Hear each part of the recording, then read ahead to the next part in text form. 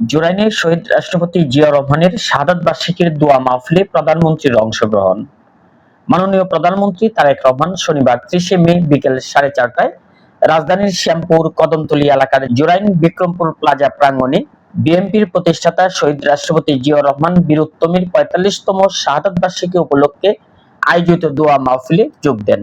অনুষ্ঠানে প্রধানমন্ত্রী অসহায়, দুস্থ ও নিম্ন আয়ের মানুষদের মাঝে বস্ত্র ও খাদ্য সামগ্রী বিতরণ করেন।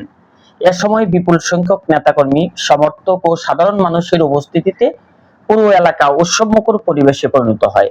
অনুষ্ঠানে বক্তব্য রাখতে গিয়ে সাবেক সংসদ সদস্য সালাউদ্দিন আহমেদ শহীদ রাষ্ট্রপতি জিয়াউর রহমান ও সাবেক প্রধানমন্ত্রী বেগম খালেদা জিয়ার স্মৃতিচারণ করেন। স্মৃতিচারণের এক পর্যায়ে তিনি আবেগ আপ্লুত হয়ে পড়েন। ঢাকা মহানগর দক্ষিণ বিএনপির সদস্য সচিব তানভীর আহমেদ রবিন তার বক্তব্যে জুরাইন সহ আশেপাশের এলাকার দীর্ঘদিনের জলাবদ্ধতা এবং বিভিন্ন নাগরিক সমস্যার বিষয়টি প্রধানমন্ত্রীর দৃষ্টি আকর্ষণ করে তুলে ধরেন।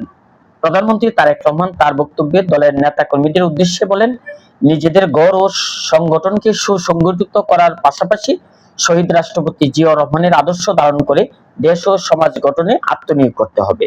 এ সময় প্রধানমন্ত্রীর সঙ্গে উপস্থিত ছিলেন স্বরাষ্ট্রমন্ত্রী সালাউদ্দিন আহমেদ, ঢাকা দক্ষিণ সিটি কর্পোরেশনের প্রশাসক বীর মুক্তিযোদ্ধা মোহাম্মদ আব্দুস সালাম এবং বিএনপির বিভিন্ন পর্যায়ের নেতৃবৃন্দ।